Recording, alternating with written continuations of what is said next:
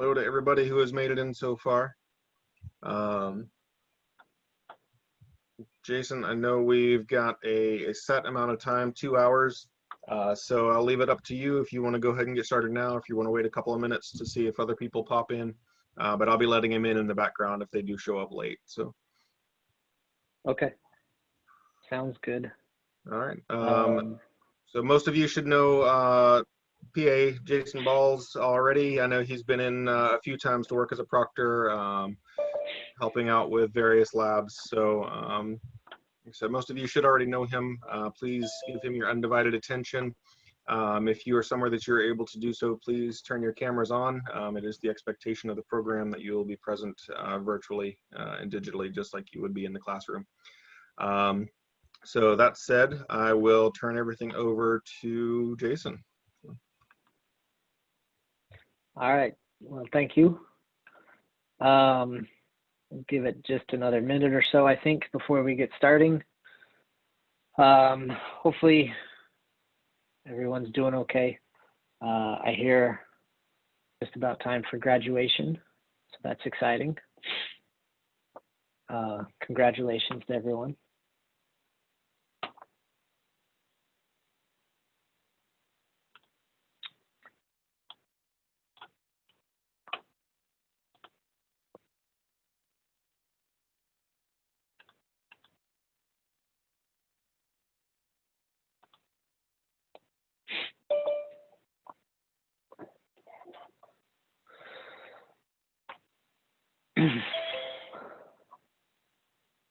So I'm sure rotations have been weird through all this virus stuff.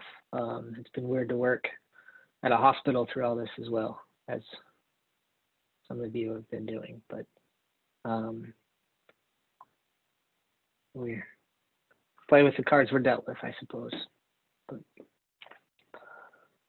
well, I'll just go ahead and get started. People will come on in if they're gonna. So this is gonna be a quick hemonc review. So the content for the test, you know, hematology is not a big factor on the test, but it's in there. So we'll go over hopefully most of the stuff that can help you out.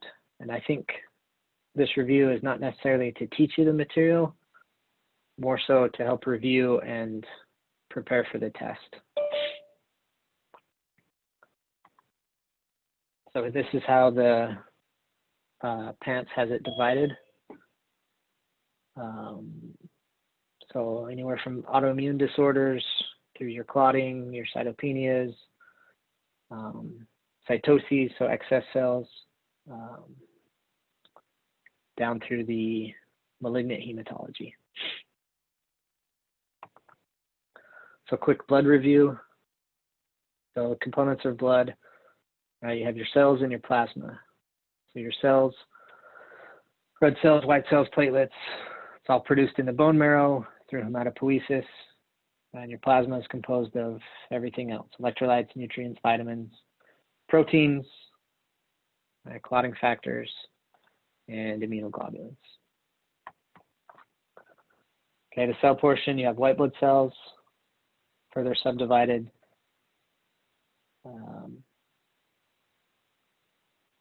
into the polymorphonuclear leukocytes.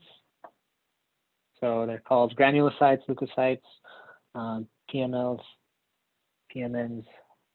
So they're the type of immune cell that has granules with enzymes that are released during infections, allergic reactions, asthma, things like that. So they consist of your neutrophils and your bands, as well as your monocytes, lymphocytes, basophils, eosinophils.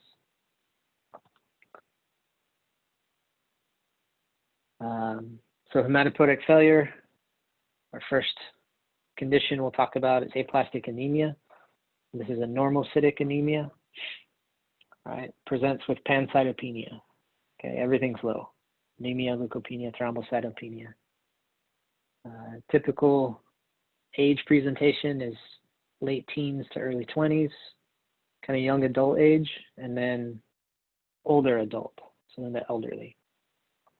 Okay, there's really not very many signs or symptoms other than having your counts low. So bleeding, right?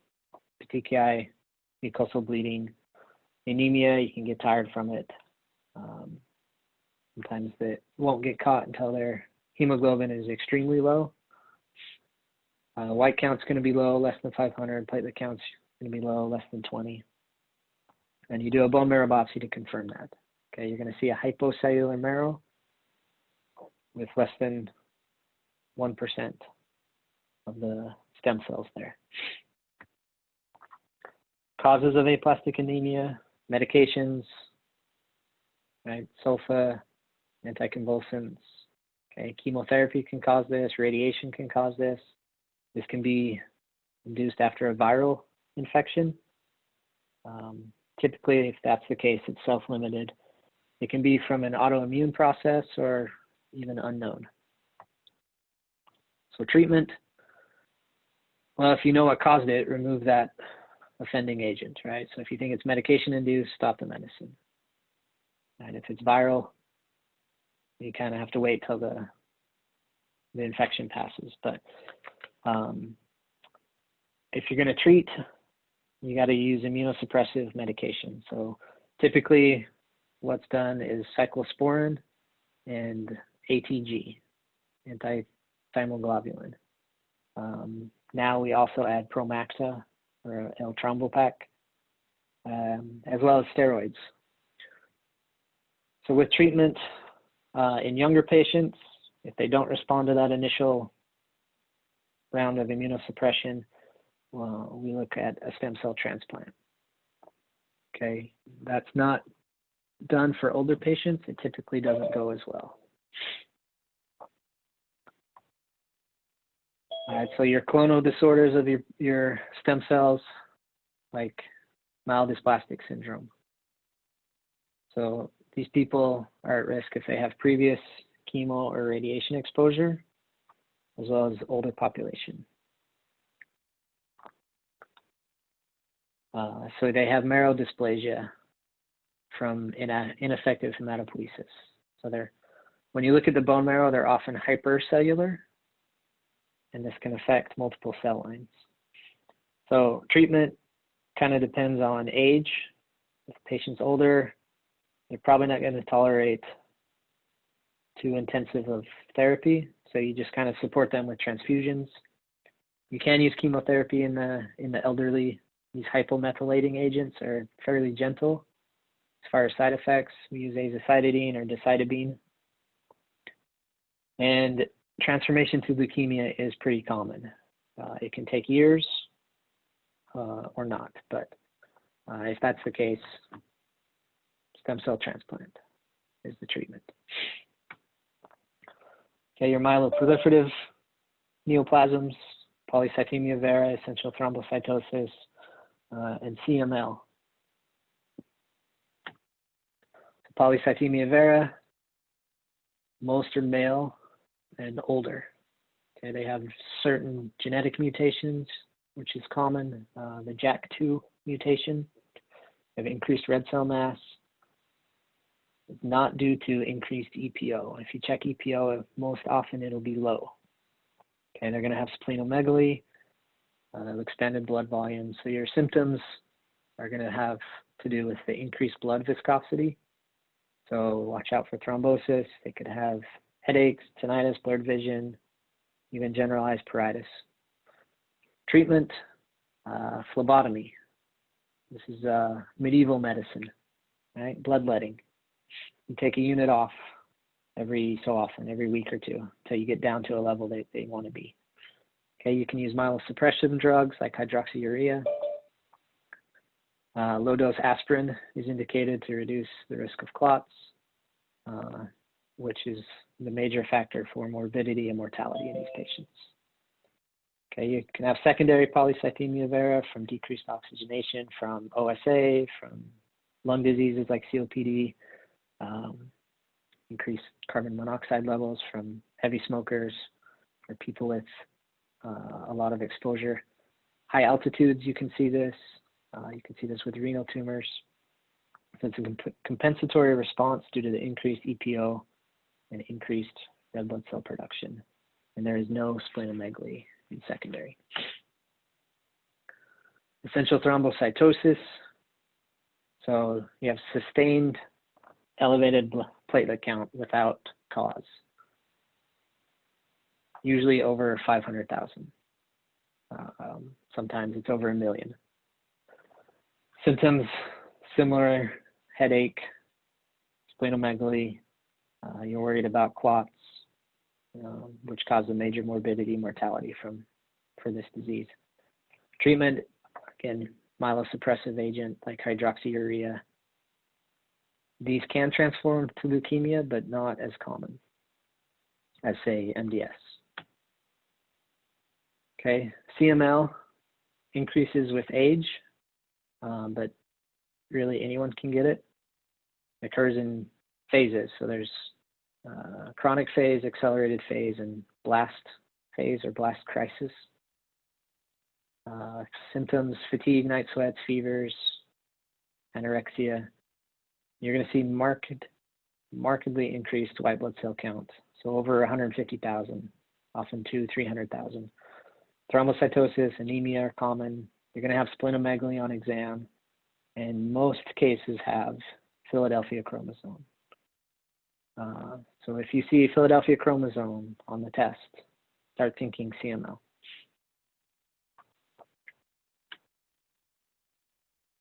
So chronic versus accelerated versus blast phase. Typically the diagnosis happens in chronic phase, not always. And it can be incidental finding just with routine blood work. Okay, it kind of has an indolent course of a few years. You're going to have high white count, high eosinophils, high basophils, but you're not going to see very many blasts on differential. Once you start getting into the accelerated phase, you're going to have fever, weight loss, worsening splenomegaly. You may see more blasts. But then in blast crisis, it's pretty much transitioned to acute leukemia at that point, and you're going to see a lot more blast in the differential. And then when you look at flow cytometry or look in the bone marrow, you'll see a lot more blasts.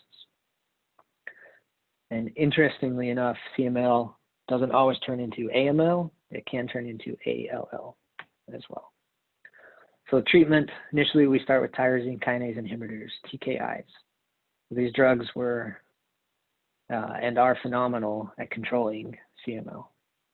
Okay, we started with imatinib or Gleevec, and then dasatinib or Sprycel came out. There's Tasigna, there's ponatinib.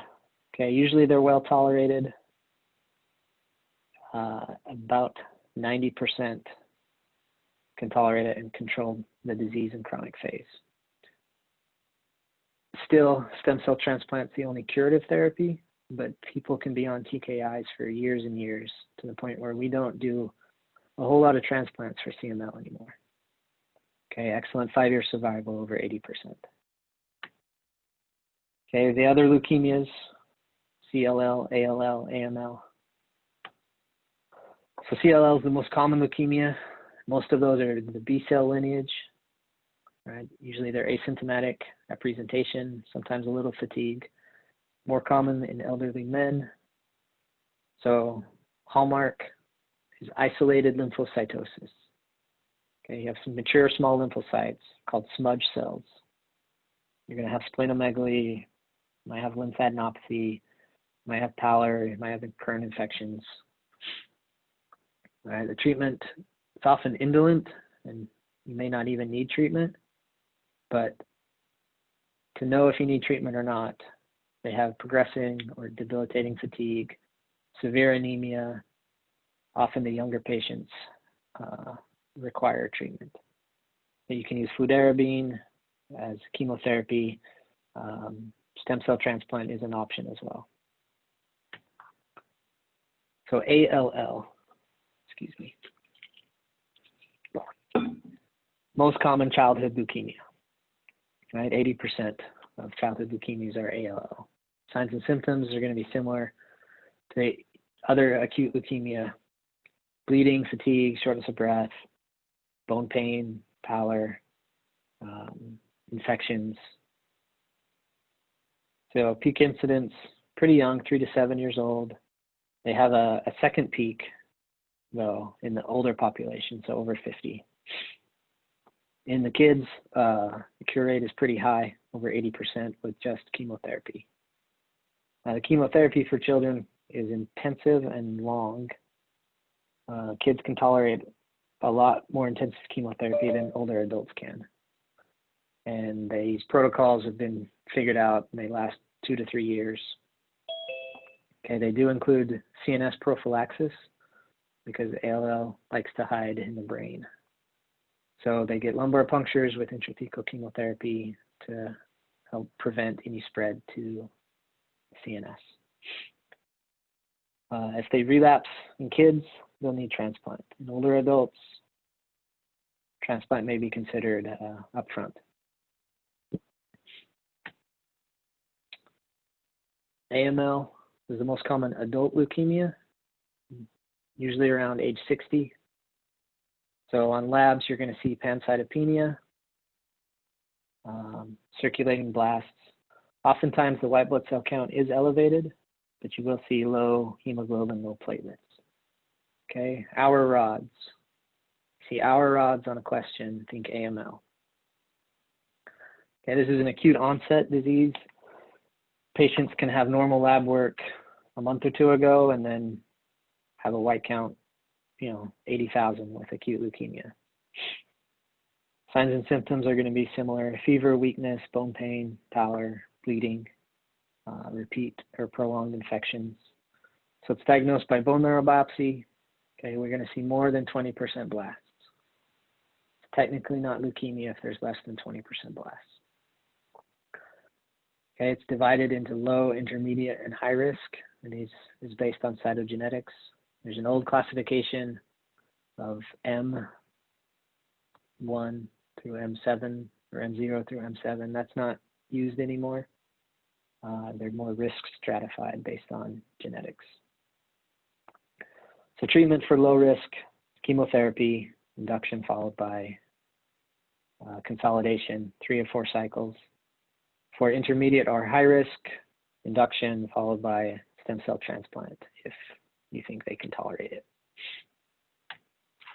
All right, plasma cell disorders like multiple myeloma, more common in older adults, over 65, African American men are at a higher risk. Okay, signs and symptoms, you have your CRAB criteria, right? Calcium, renal, anemia, bone lesions. So hypercalcemia, renal failure, anemia, and you get these lytic bone lesions you can see on X-ray. Diagnosis through blood work by, you're looking for a monoclonal protein through serum protein electrophoresis, and you're looking for Bence-Jones protein in the urine. Okay? Bence-Jones myeloma. Okay, you're going to do a urine protein electrophoresis, skeletal survey, or PET scan. PET scan is preferred, but sometimes insurance is stingy, and bone marrow biopsy. Okay, this is not a curative disease currently, but it can be managed as a chronic illness. There's all sorts of chemotherapies available, monoclonal antibodies. There's even new CAR T therapies being developed, and autologous stem cell transplant is still part of the standard of care. Anemias, so decreased oxygen carrying capacity of the blood. You have an underproduction of normal erythrocytes or a loss or destruction of circulating erythrocytes.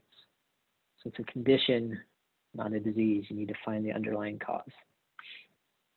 So for workup for anemia, we're going to look at hemoglobin, right? It's composed of 4 protein chains. Heme, which carries oxygen. Okay, your hematocrit is your percent of blood volume. That is your red blood cell. Your MCV measures your volume of your red blood cell. And your NCHC measures the concentration of your hemoglobin. So that's usually measured by color, or they describe it by color. So morphologic approach to anemia. So macrocytic, right? MCV less than 80. So it's your iron deficiency, thalassemia, sideroblastic, anemia chronic disease can be there. More often, anemia chronic disease is normalcytic. Macrocytic, MCV over 100, so B12 and folate. Okay, macrocytic, B12 and folate, that's easy to remember. Normalcytic, chronic disease, everything else, microcytic.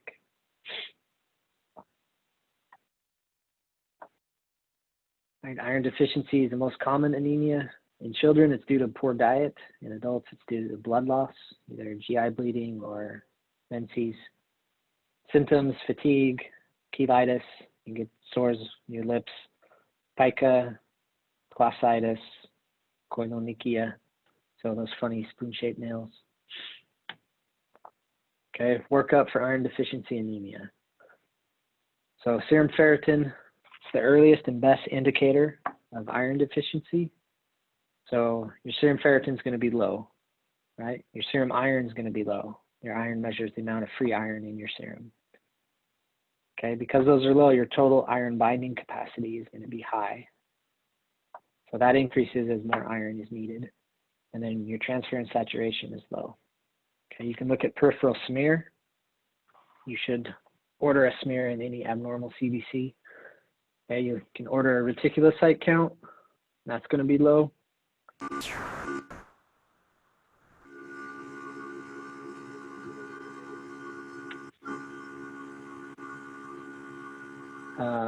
Treatment. So we want to treat the underlying disorder, right? So iron supplementation to kind of catch back up, right? These are pills, preferably on an empty stomach to help with absorption, but sometimes they can be a little difficult.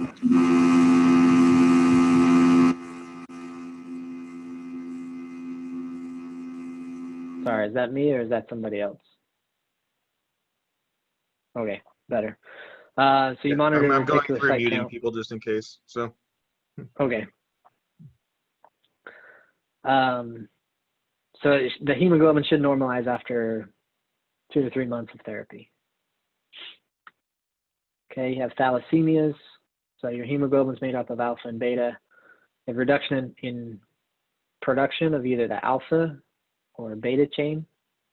It's an inherited disorder. So decreased MCV. Typically, this is pretty low, lower than iron deficiency.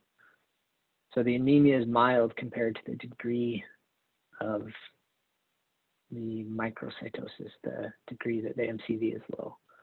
So microcytosis out of proportion to the degree of anemia is kind of a classic finding in thalassemia. So an MCV of like 60, that's pretty low. But a hemoglobin will be, I don't know, 10 or something. You'd expect it to be lower with the MCV that. So you can see target cells, okay, and your iron studies are normal. So alpha thalassemia, you have silent, mild, and major. So you have lifelong microcytic anemia with normal iron stores, more common in Southeast Asian populations. Sometimes they have splenomegaly. Okay, they can be heterozygous or homozygous. If they're homozygous, it's more severe. So the major homozygous, they have severe anemia from infancy. Right? They're going to have a family history. They can get fetal hydrops. Okay, all 4 chains are deleted with this kind. Treatment, transfusion, folic acid supplementation, splenectomy, and bone marrow transplant is even indicated. Okay, beta thal, minor and major. Okay, this is more Mediterranean area, so Italian, Greek, Turkey. Okay, it's a mild persistent anemia. So you have, in the major, you have Cooley's anemia, you have facial malformations, cognitive delays, severe anemia with bone disease and osteopenia. So you can do iron chelation therapy now. as well as bone marrow transplant. So diagnosis, hemoglobin electrophoresis, gold standard. So gold standard, pathognomonic, those type of words are important to remember. Treatment, transfusions, folic acid supplementation. Okay, sideroblastic anemia, usually an acquired anemia, most commonly from alcohol, excessive alcohol use. Okay, it can be from lead poisoning as well. You're going to see basophilic stippling on the smear. So symptoms, you're going to have abdominal complaints in kids, like lead poisoning. You'll see this, they'll have poor concentration, poor school performance. You can even have gait ataxia. Well, diagnosis, the bone marrow biopsy is going to show ring sideroblast under the Prussian blue stain. You'll have high iron saturation in the marrow, but serum iron level is going to be normal. Excuse me, high iron saturation and then normal iron level. So treatment, you remove the offending toxin, right? Chelation therapy, transfusions. Okay, anemia of chronic disease, most common normocytic anemia. Okay, B12 folate, macrocytic, chronic disease, normocytic, everything else microcytic. Okay, it can be from infection, inflammatory disease, okay, cancer, liver or renal failure. Can be microcytic, but more often it's thought of as a normocytic anemia. Your iron is going to be low.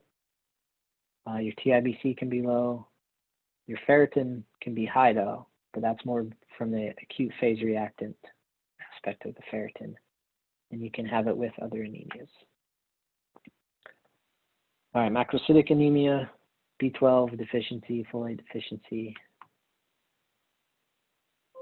For B12 deficiency, right, B12 is bound to intrinsic factor, which is produced in the parietal cells of your gastric mucosa. So B12 intrinsic factor complex is absorbed in the terminal ileum. So you get pernicious anemia and versus B12 deficiency, right? So pernicious anemia is autoimmune, so associated with gastric cancer, intrinsic factor antibodies.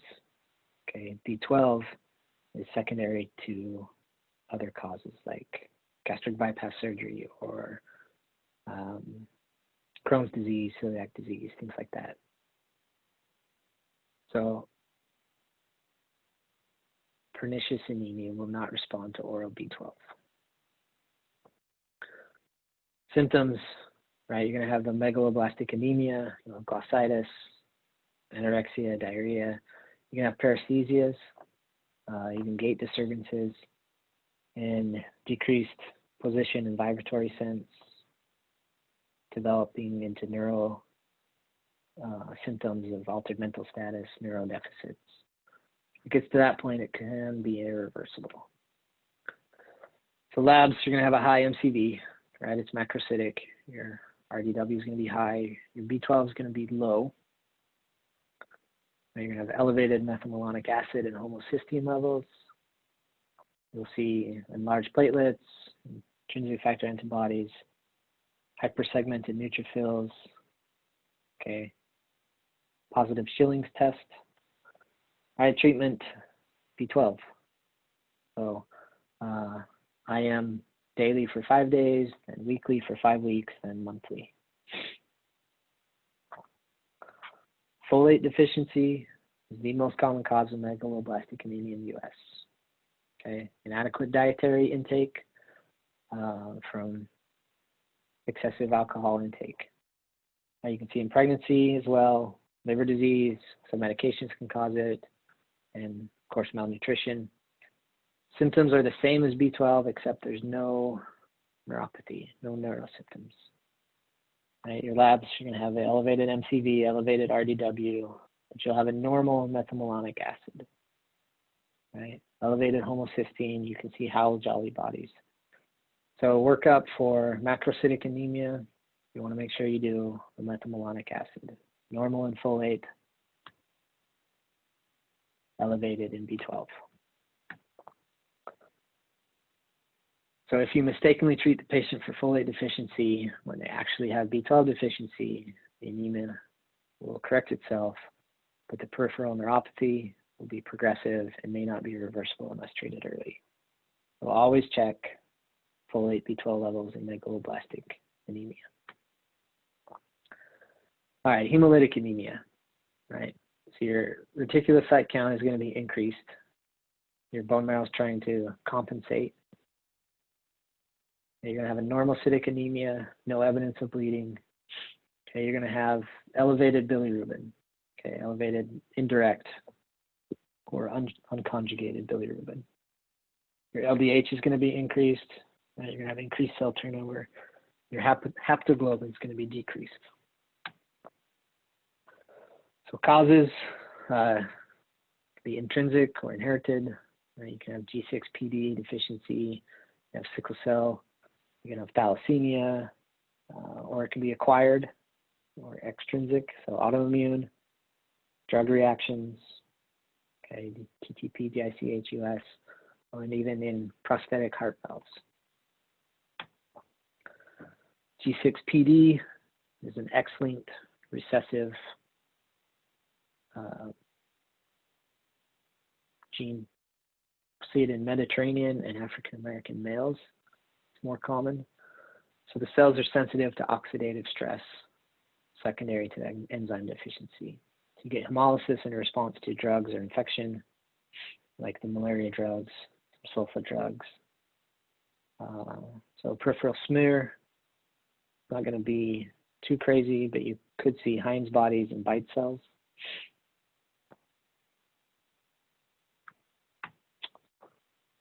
Hereditary spherocytosis, so it's a mild hemolytic anemia, autosomal dominant. So it's a defect in the red blood cell surface membrane. So the hemoglobin has an oval shape instead of that biconcave disc. So hemolysis in the presence of an infection. See malaise, jaundice, icterus. Okay, diagnosed on peripheral smear, you have a high RDW. Treatment, splenectomy, and folate replacement. Sickle cell disease. So you get the sickling of the erythrocytes as a result of decreased oxygen at the tissue level, which leads to the organ being hypoperfused. Okay, it's autosomal recessive. 10% estimated of U.S. African Americans have the heterozygous trait. Homozygous for the hemoglobin S is most common and most severe. Positive family history, right? You're going to look for it prenatal.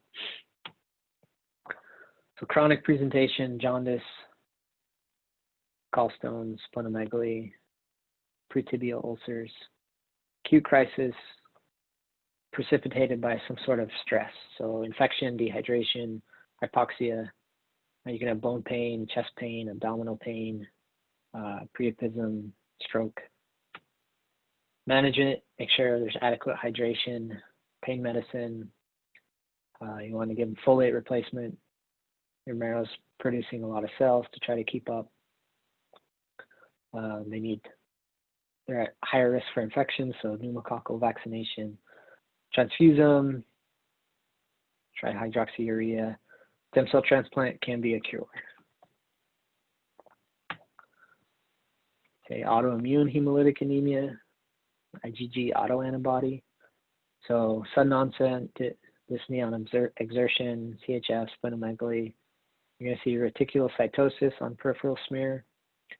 So bilirubin is going to be up, LDH is going to be up, haptoglobin is going to be low, and you're going to have a positive Coombs test. So elevated bili, LDH, low haptoglobin, positive Coombs test. Treatment, steroids, start on prednisone. Anemia of chronic disease, so blood loss, bone marrow problems, kidney disease, could even be inherited. Usually it's an older population. Treatment depends on the underlying cause. You can transfuse. All right, So that's kind of the review part of it. And then I just have a whole bunch of questions. So I'll flip to this view, and then we can go over the answers as well. So an otherwise healthy Italian 35-year-old man comes with progressive fatigue, weakness, CBC showing an MCV of 59, hemoglobin hematocrit of 8 and 26, and target cells are present. Iron levels are normal, most likely diagnosis in this patient. Right? So when you're going through these questions, there's a lot of information they throw at you. You have to kind of sort out what's important and what's not.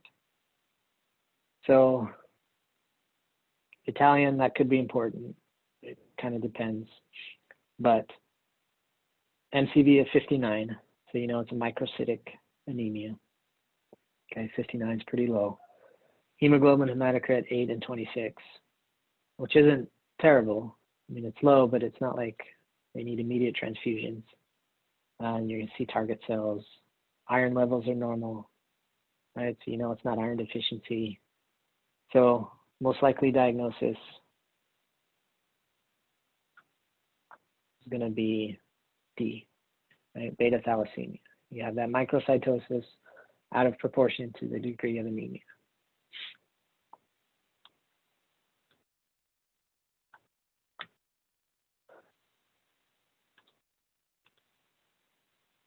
Okay, so we'll talk about lymphomas. Oh, sorry, I had that question mixed in there. I thought that was a little short. So lymphomas. Okay, Hodgkin lymphoma and non-Hodgkin lymphoma. Hodgkin typically bimodal distribution, young adults, teenagers to young adult, 30-ish, and then older population over 50. Okay, this is the most common lymphoma in young adults. There's an association with EBV and HIV. Okay, Reed-Sternberg cells in lymph node tissue. That's how you confirm the diagnosis. Okay, most often presents painless, rubbery lymphadenopathy.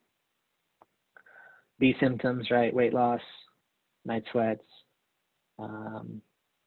fatigue. Some people throw pruritus in there. Okay. Rises in the lymph nodes and it spreads. And initial chemo the disease usually responds very well. 85% cure rate. Sometimes radiation is thrown in depending on the staging. Non-Hodgkin lymphoma. Okay, B lymphocyte, most common. There is T lymphocyte lymphomas as well, but B lymphocytes by far are more common. Common in immunocompromised patients, so HIV, again, painless lymphadenopathy, B symptoms, weight loss, night sweats. Okay, that should lead you to a lymph node biopsy. So they have a 6 to 8 year survival depending on the type. There's a whole bunch of different types of non-Hodgkin's lymphoma. And prognosis depends on grading and histology. Treatment, chemo, radiation, for both, right? Okay, coagulopathies. ITP, TTP, factor V Leiden, von Willebrand's disease, hemophilia, vitamin K deficiency, coagulopathy of liver disease, DIC, and thrombotic diseases.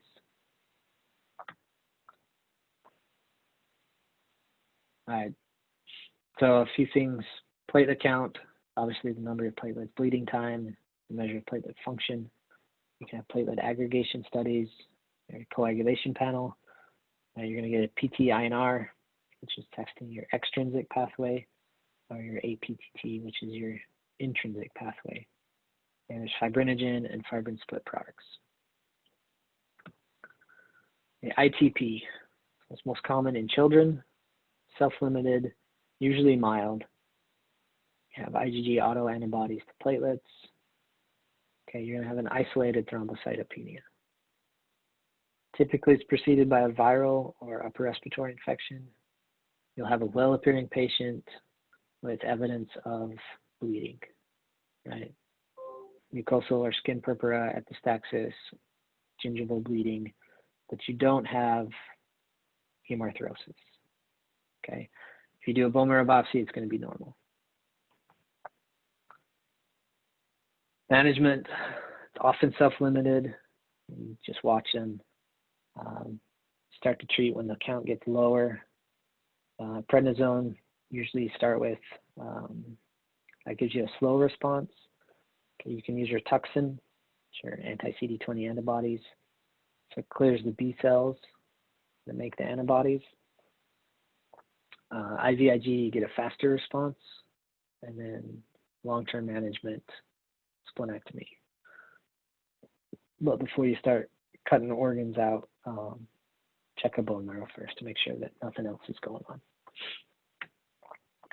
Okay, TTP, it's kind of the opposite of ITP in that they're acutely ill. This is rare, but can be scary. Precipitated by estrogen or Plavix, okay, pregnancy, HIV. You're going to have purpura, petechiae, epistaxis, okay, any signs of bleeding. With this, you're going to have CNS abnormalities. Okay, so headache, aphasia, altered mental status. You're going to have anemia. You're going to see schistocytes, or red blood cell fragments, and you're going to have thrombocytopenia. You have a normal coagulation panel, right? So you can rule out DIC. Your treatment's emergent plasmapheresis. So in the literature, there's a classic pentad: schistocytes, thrombocytopenia, fever, renal insufficiency, neurologic abnormalities. Factor V Leiden, it's an inherited clotting disorder. So clotting, so hypercoagulable. Right, it's autosomal dominant. Those with the mutation don't really have symptoms until they get a clot, right? DVT or PE. It's rare for arterial involvement, and treatments anticoagulation. All right, DIC, so is an abnormal and excessive activation of the clotting cascade. It's always precipitated by a serious event or illness. So in obstetrics, you can see it. Burn patients, you can see it. In septic patients or severe trauma patients, you can see it be a result of a severe transfusion reaction, and you can see it in leukemias, specifically acute promyelocytic leukemia. Okay, you get bleeding and thrombosis. So your abnormal lab values for all your coagulation, including your fibrin split products and your fibrinogen. Okay, so treatment is supportive. You have to treat the underlying cause. Von Willebrand's disease is the most common inherited bleeding disorder. So von Willebrand's is bleeding, factor V is clotting. This is autosomal dominant. You get, again, bleeding gums, epistaxis, menorrhagia. No hemarthrosis. Okay, rare GI bleeding. You have a prolonged bleeding time. You can check your von Willebrand factor. That'll be low. That binds factor VIII, protects it from degradation. Treatment, use desmopressin for procedures that would require, or you're worried about bleeding, and avoid anything that can worsen bleeding, like aspirin or non-steroidal anti-inflammatories. All right, hemophilia A, okay, factor VIII. So this is X-linked recessive. So this is most common after von Willebrand's disease. So most common bleeding disorder is von Willebrand. Okay, this one you have hemarthrosis. Okay, if you have blood in your joints, this thinks sickle cell. It's a factor VIII deficiency. Your APTT is prolonged, but your PT and your bleeding time are normal, and you give factor VIII concentrate. Okay, hemophilia B is called Christmas disease, also X-linked recessive, to factor IX deficiency. So A is 8, B is 9. Again, spontaneous hemolysis treatment, factor 8 or 9 concentrate, FFP, fresh frozen plasma, and avoid aspirin. Vitamin K deficiency. This is dietary deficiency from lack of good nutrition. It can be from chronic antibiotic use. Minocycline is known to cause this. You're going to see PT is prolonged more so than your APT. So you get rapid correction of your PTINR with vitamin K, orally or IV. Coagulopathy of liver disease. So your liver is the site of all factors except for factor 8. Clinic picture of advanced liver disease. Jaundice, ascites, that type of picture. And PT is prolonged more so than your APTT, and no response to vitamin K. All right, so with the solid tumors, I'll go over a few things, but this kind of gets thrown into the category of, GI for the GI cancers, or GU for the testicular ovarian type things. So we'll go over kind of the highlights of some of these, and hopefully that'll help.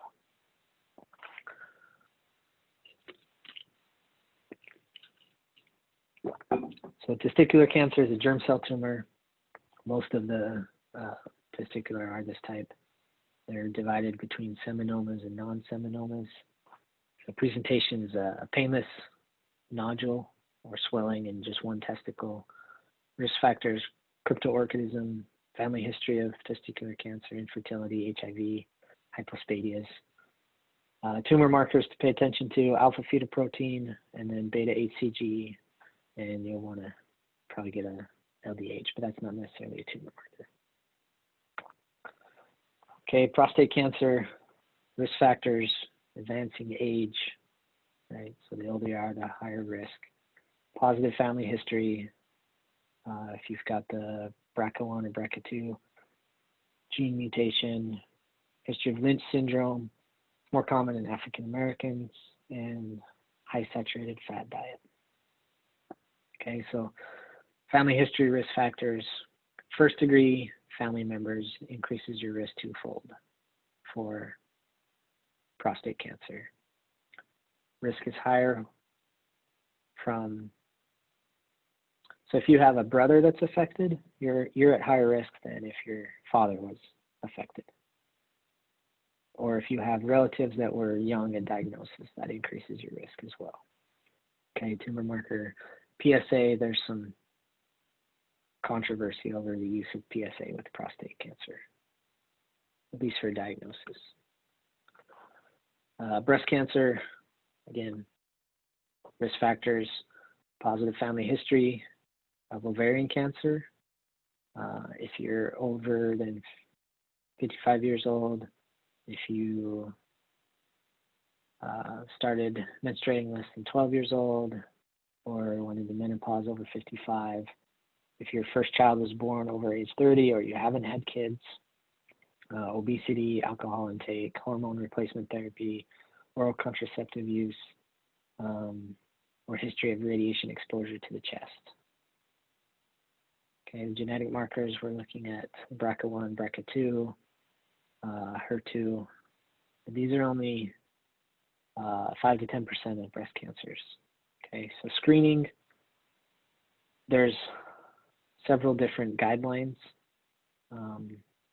but in general, for average risk, not someone that has a family history of it or a known BRCA 1 or 2 in the family. Average risk, women's choice to start mammograms between the ages of 40 and 44 should start by 45 and get it yearly through 54, and then every 2 years over 55, as long as they're in good health and expected to live more than 10 years. So high risk women should get an MRI and a mammogram every year if they have a known BRCA1 or BRCA2 gene mutation. to have a first-degree relative with a known gene mutation, or had radiation therapy to the chest between the ages of 10 and 30. Presents most often single, non-tender, firm, immobile mass. Okay, tumor markers, CA15-3, 27-29, and CEA. Ovarian cancer, same type of picture, or similar picture, positive family history, advancing age, BRCA1, BRCA2, Lynch syndrome, nulliparity, and hormonal therapy. Tumor marker, CA125. Colon cancer, again, increasing age. If you have a history of inflammatory bowel disease like ulcerative colitis or Crohn's disease, family history of colon cancer increases your risk of diagnosis if they were diagnosed under the age of 45. High fat diet, a lot of red meat. Okay, gold standard is colonoscopy, allows for visualization and a biopsy. Okay, screening, again, average risk patients. Screening should start at age 50 and continue until age 75. You can get a flex FIG every 5 years or colonoscopy every 10. That's average risk patients. I believe high risk, they start younger than that. Like with Lynch syndrome, it's like 10 years before the no relative was diagnosed or something like that. Average risk, it's 50 every 10 years for colonoscopy. Lung cancer, so cigarette smoking is a risk factor. 80% of all lung cancers are attributed to cigarettes. And your risk increases the more you smoke, right? Asbestos exposure is a risk factor as well. Our tumor marker is CEA. And you see asbestos, you think mesothelioma. All right, here's the tumor markers again. So pancreas, CA19-9, ovarian, CA125, BRCA in your breast cancer, alpha fetoprotein in germ cell tumor or liver, HCG in testicular, CEA in colon, also see it in lung, breast, and biliary, PSA in prostate, bladder cancer has BPA, BRAF in melanoma, colon, thyroid, chromogranin A in neuroendocrine tumors. All right. So from here on out, it's just practice questions. So I don't know if it's hard to kind of chime in and out. So I'll go through the questions, and then if anybody has questions, you can chime in. But we'll just kind of go through them. Some of these are pretty straightforward and easy. Some of them require some thought. But so which of the following conditions or diseases is associated with macrocytic anemia? Right, that was pretty straightforward. There's 2, B12 and folate. Okay, hemolytic anemia is characterized by which of the following abnormal lab findings? Let's see if I can hide the answers. There we go. So low ferritin, hypokalemia, decreased BUN, increased serum iron, or indirect bilirubinemia.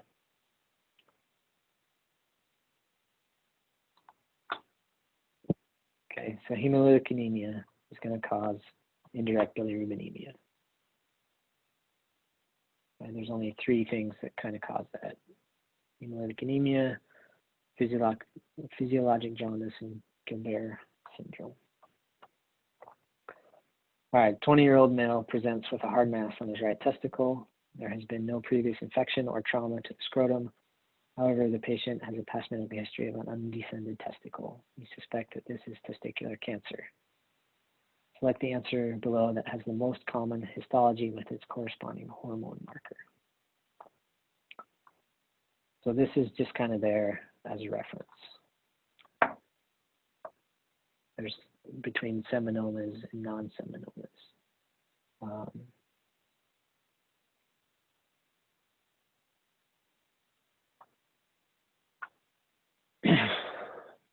So the explanations down there. So alpha-fetoprotein is never elevated in pure seminomas. So this is a pretty involved testicular cancer question. This one's pretty tough. So CA19-9 and CA125 aren't genetic markers for testicular cancer. So you can kind of rule those out. LDH can be elevated in a number of things. So you can kind of narrow it down to A and B.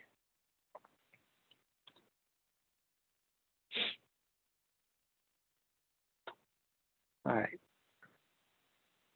7-year-old male presents history of easy bruising. His mother describes frequent occurrence of multiple small bruises on his lower extremities, arms, and trunk. Also states that his gums bleed occasionally.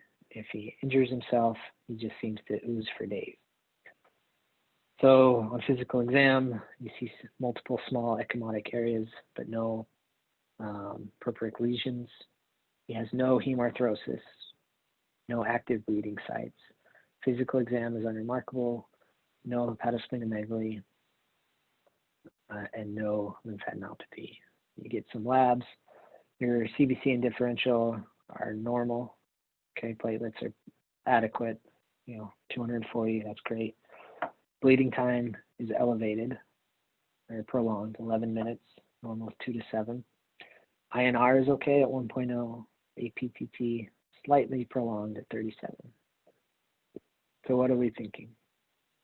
Okay. ITP seems like this is going on too long for that. TTP doesn't seem sick enough for that. Von Willebrand disease could be hemophilia A, could be antithrombin 3. I think that's just kind of thrown in there. So key here is going to be no hemarthrosis on physical exam, right? You're going to see that only in hemophilias. So typical presentation for von Willebrand's disease. 50-year-old male from Italy presents with fatigue. I think we already did this one. So beta thal. Okay, a patient complains of painless jaundice and weight loss over the past 2 months, only minimal vague epigastric discomfort. Labs demonstrate a total bilirubin of 10, which is quite high. CA19-9 of 1200. You have concern that this patient may have. So CA19-9, pancreatic cancer. Okay, painless jaundice, weight loss. Okay, could be B or E with painless jaundice and weight loss, but the tumor marker narrows it down. Okay, 45-year-old patient presents to the clinic with multiple somatic complaints, including anorexia, diarrhea, fatigue, difficulty walking due to tingling and numbness in his toes, her toes, and confusion with decreased concentration. On physical exam, she has mild pallor, glossitis, decreased proprioception, and vibratory sense. CBC shows a macrocytic anemia. Which of the following lab studies is the most important to obtain? The macrocytic, that narrows it down to B12 and folate, right? She's got neuro symptoms. So we're going to get a B12 level, okay? So B12 deficiency causes all these symptoms. Unusual to see in someone this age, but not impossible. Asymptomatic 72-year-old woman had a positive hemoccult test at screening. She had a negative colonoscopy at age 60. No family history of colorectal cancer. All lab studies are normal. What is the most appropriate next step in evaluation of this patient? And this one should be pretty straightforward. A colonoscopy. Positive hemoccult. Hasn't had a colonoscopy in years. Even with no family history and no real symptoms, always warranted for possible GI bleed. 57-year-old male presents for a routine yearly physical exam. On rectal exam, prostate is not enlarged with a single hard, non-tender nodule that's palpated. Which one is the best clinical intervention? Obtain a PSA, and repeat in 6 months to monitor any change. Recheck the prostate in a month. Reassurance that this is a normal finding because he's over 50, or do a transrectal or transperineal ultrasound and possibly a biopsy. So there's a huge debate about PSA for screening for prostate cancer. But in this instance, 57-year-old man, a painless mass, he needs an ultrasound. Okay, you could get a PSA, but it's not going to change him needing an ultrasound. Okay, antidote for bleeding from excessive warfarin administration is Coumadin, vitamin K. That's why patients on Coumadin, they're not supposed to eat salads and green leafy vegetables because they're high in vitamin K. Which of the following is the treatment of choice for Polycythemia Vera? Steroids, phlebotomy, antiplatelet agents, iron supplementation, or Gleevec. Okay, Polycythemia Vera, high hemoglobin.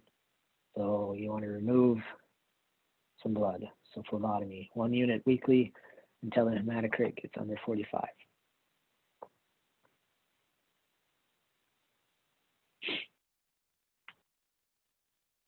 A 50-year-old female presents with a breast mass. On exam, a firm, fixed, non-tender 2-centimeter mass is noted without nipple discharge or axillary nodes. Mammogram is suspicious for cancer, and fine needle aspiration reveals a few benign ductal epithelial aid cells and adipose tissue. Which of the following is the most appropriate next step? So, mammogram in 3 months, aspiration in 3 months, biopsy, mastectomy, or ultrasound. So most solid breast masses need excisional biopsies. Don't really need to ultrasound it. You already know it's suspicious on a mammogram. Needs to be biopsied and come out. You don't want to wait 3 months. All right, so serum ferritin, iron, transferrin saturation are the most helpful in determining the etiology of which type of anemia. Macrocytic, microcytic. C, I think, is a typo. Sorry about that. Sickle cell and autoimmune hemolytic anemia.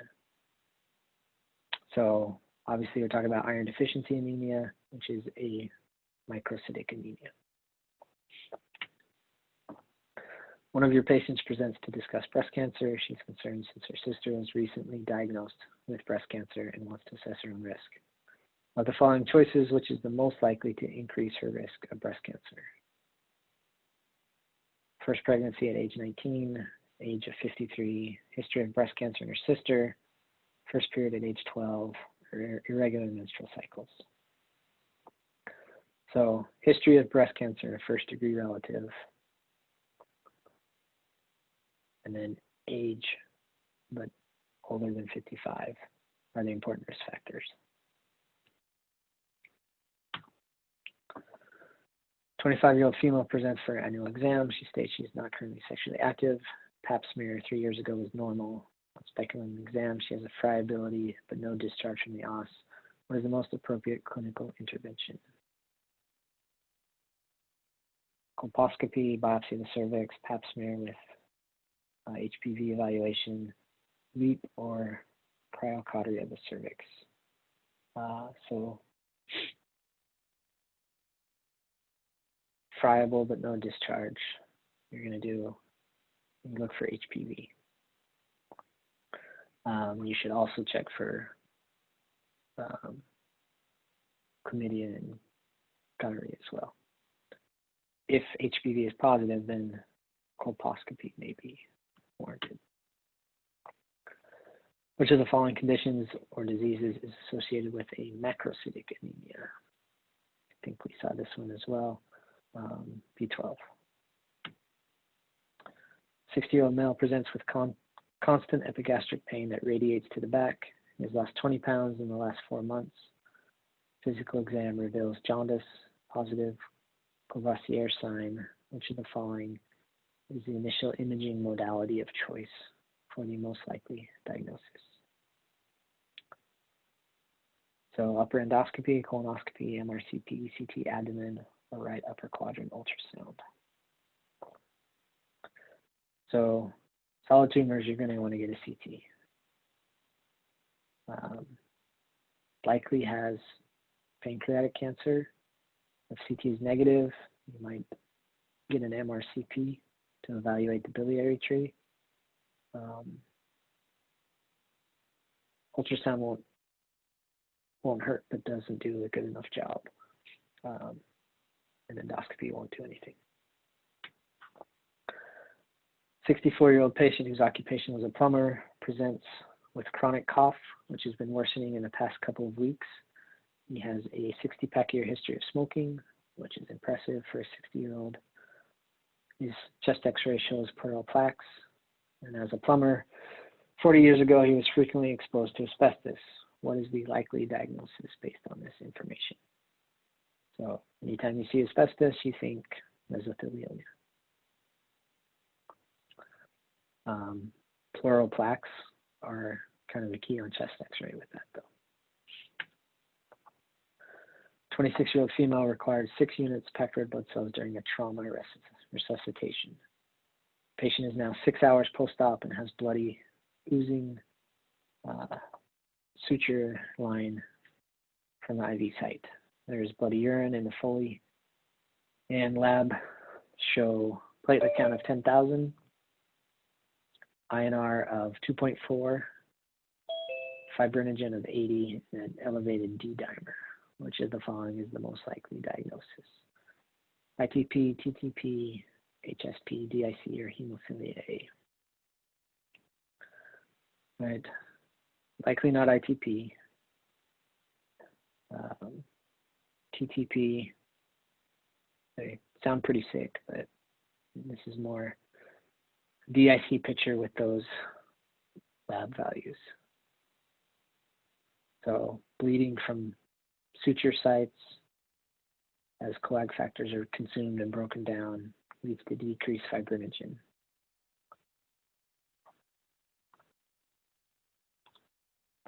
So fibrinogen under 100, they're at pretty high risk of bleeding. And what is the most common inherited thrombophilia? Hemophilia A, von Willebrand's, factor 5, thrombotic, thrombocytopenic purpura, and protein S.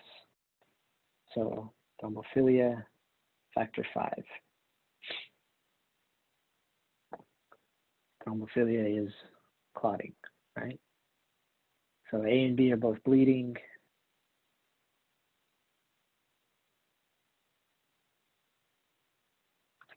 Factor 5 is the answer. 65-year-old non-smoking male presents with hemoglobin of 20, hematocrit of 63%.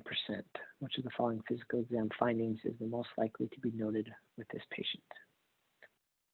All right, so what are we thinking here? Elevated hemoglobin, Polycythemia Vera. Okay. Going to present with engorged retinal veins, splenomegaly. Okay, chelosis you're going to see in iron deficiency, and purpura, petechiae you're going to see in bleeding disorders, and then decreased vibratory sense, more in B12.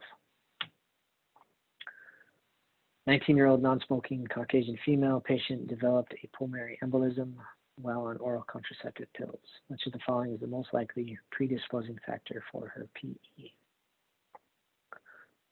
Factor 5, decreased protein C, decreased antithrombin 3, increased protein S, or thrombocytosis. So factor 5 is the most common.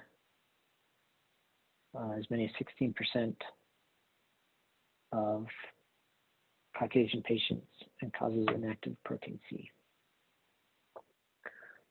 which predisposes you to clots. It could be B, C, or E, but factor 5 is much more common, so more likely. Cause of microcytic anemia may include all of the following except, okay, microcytic. So lead poisoning, thalassemia, iron deficiency, anemia of chronic disease, sickle cell. Okay, we said anemia of chronic disease is typically normocytic, but it can be microcytic. Lead poisoning, thalassemia, iron deficiency, those are all microcytic, so E is our answer.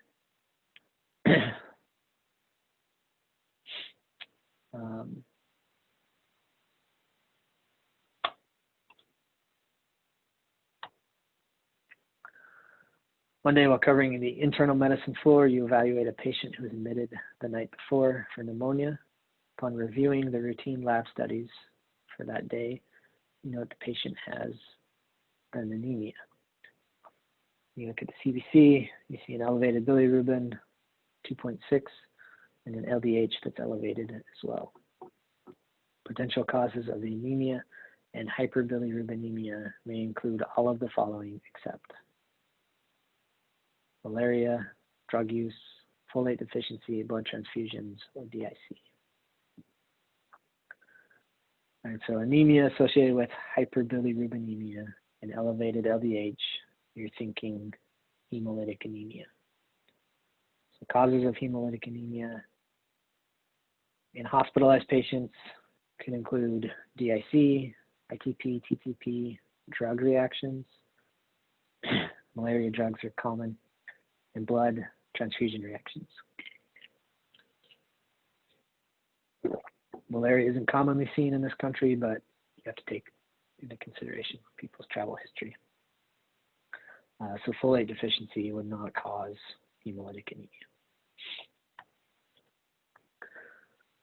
Common precipitators of DIC include all of the following except bronchial placenta, myocardial infarction, closed head injury, gram-negative bacteremia, acute leukemia.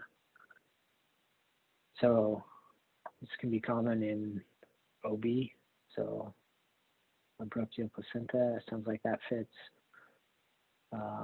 Closed head injury, so that's trauma, sepsis from gram-negative bacteremia, and leukemias, you can certainly see it. So one you will not see it in is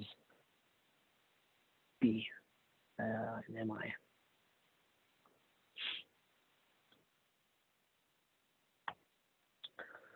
A 33-year-old male presents the recent history of prolonged analgesic use of a non-steroidal anti-inflammatory. He passes out at the gym. His wife states he had been feeling okay, but had recently experienced some gingival bleeding while brushing his teeth. No significant medical history in the previous healthy patient. On exam, he's slightly pale, otherwise completely normal. Blood counts are off, right? Hemoglobin 5.2, hematocrit 15.6. MCV is 90, platelets only 20,000. White blood cell 1.3 with a normal differential. What are we thinking for the most likely diagnosis? All right, Hodgkin's aplastic anemia, CLL, GI bleed, or ITP. So Hodgkin's, there's not much mentioned about any lymphadenopathy or any of the B-type symptoms. Aplastic anemia is a possibility. CLL, probably a little young, and this seems pretty extreme presentation. GI bleed, you're not going to have decreased white count, decreased platelets. And then ITP, it's rare to have more than just the platelets decreased in ITP.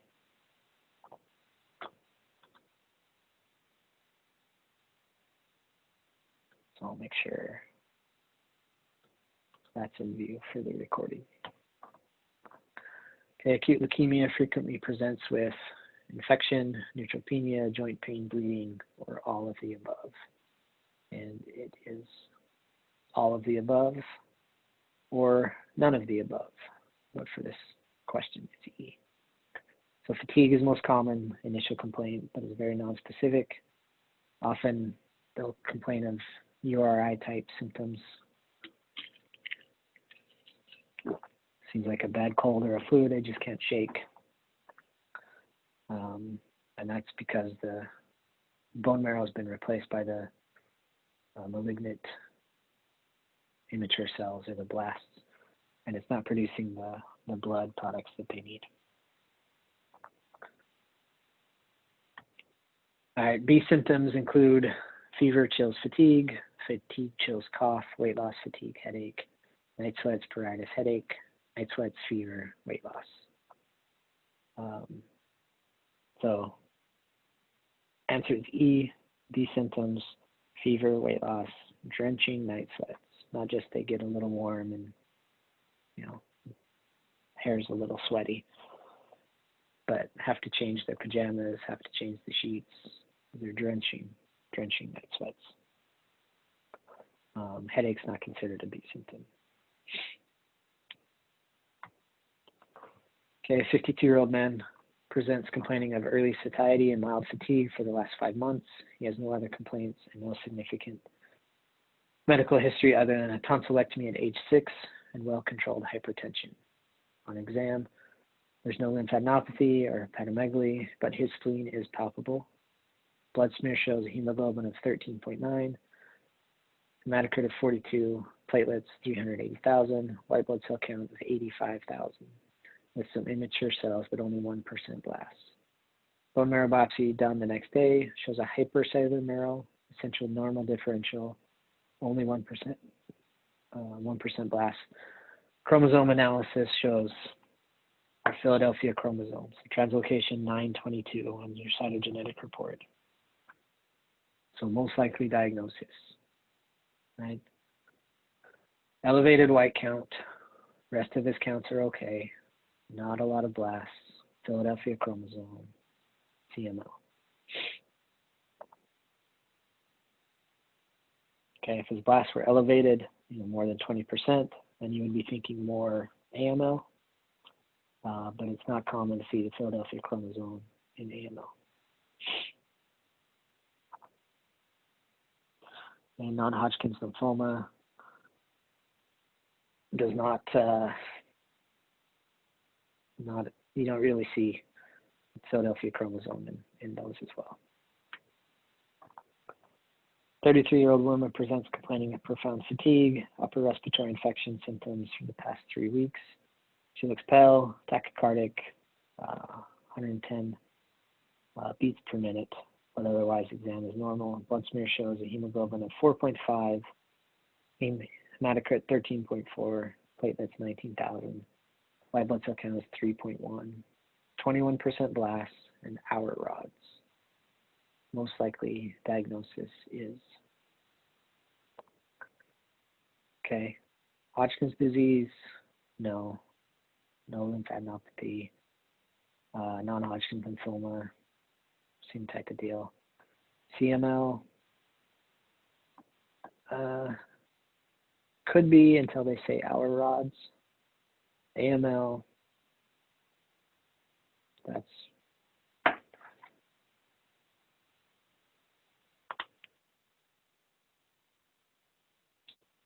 hour rods are pathognomonic for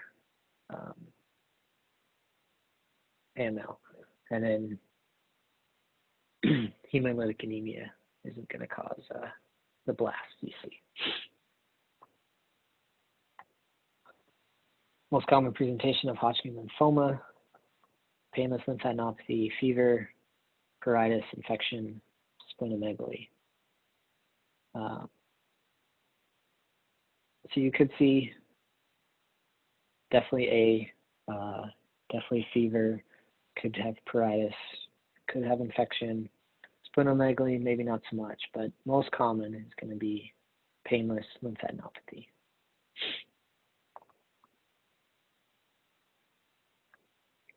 So most often in Hodgkin's, the lymphadenopathy is around the cervical region.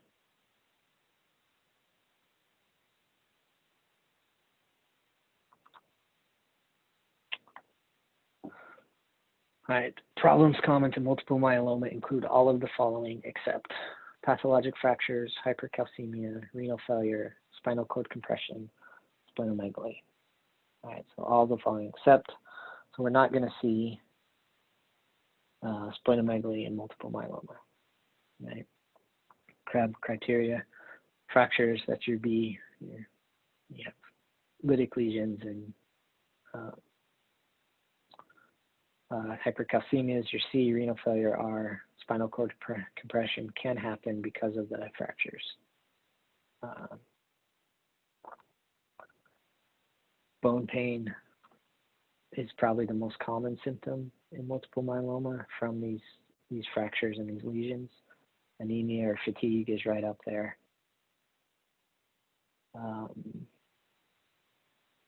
You'll see hypercalcemia in some, renal failure in some, or renal insufficiency in some. Spinal cord compression is secondary to invasion of the tumor from the pathologic fractures, and that can be an emergency if you see that. That's all the questions I have and all the review to go over.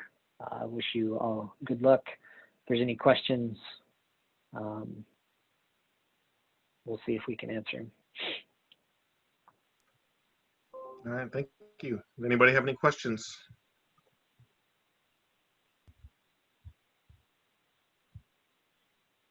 No? All right, sounds like we're good. Okay. All right. Well, good luck, everyone, and congratulations. All right, thank you, and thank you for your time, Jason. We appreciate you. And watch for an email from me. I'll be sending you an email as well.